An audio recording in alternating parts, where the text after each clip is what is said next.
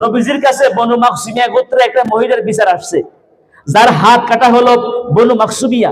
বনু মাখসুমিয়া গোত্রের একটা মহিলার বিচার আসলো, আসার পর নবীজি তার হাত কাটা হলো, আবার করলেন।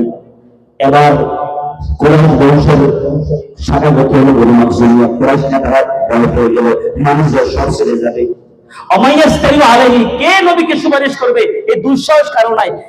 তারপরে একজন আছে যায়েদ, উসামা ইবনে যায়েদ, হিব্বু রাসূলুল্লাহ সাল্লাল্লাহু আলাইহি ওয়াসাল্লাম, যে নবীজির ভালোবাসার পাত্র ছিল। চিন্তা করলো উসামারে পাঠাইলে হয়তো কোন একটা করা যেতে পারে। উসামা ইবনে যায়েদ গেল, গিয়ে নবীকে সুপারিশ করলো, নবীকে কথাগুলা বললেন। নবী, হে এই মেয়েটা কোরআন বলছে, মানুষের কষ্ট হয়ে যাবে, তাকে একটু হাত কাটা দিলে রেহাই দেওয়া যায় কিনা?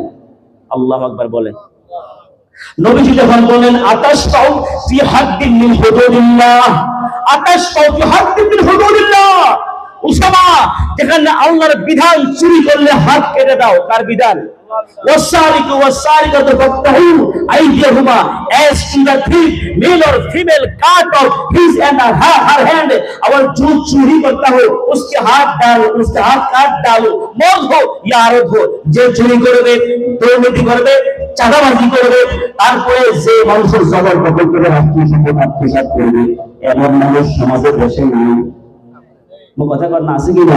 শুধু কি আছে? দেখেন না মাঝে মধ্যে কি করবে, যে দুর্নীতি করবে, চাঁদাবাজি করবে, সন্ত্রাসী করবে, মানুষের জবর দখল করবে, তার হাত কেটে দাও, তার বিধান।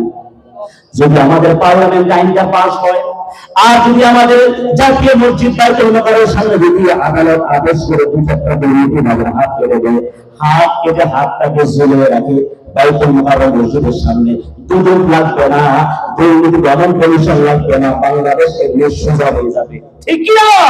তবে হ্যাঁ, পেটের খুদে যে চুরি করবে তার হাত কাটা, তার হাত আগে তার খাবার ব্যবস্থা করতে হবে, তার এদের চাকরি কর্মের ব্যবস্থা করতে হবে।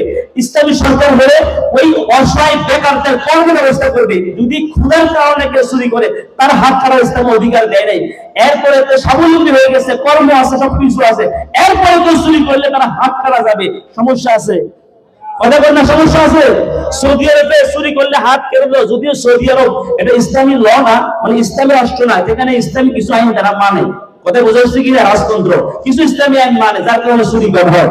সৌদি আরবে আইন আছে চুরি করলে হাত কেটে দাও। সৌদি আরবের মানুষের হাত নাই, কথা বল না, হাত নাই, তো চুরি করবে না, হাত কাটা যাবে না। সমস্যা কি?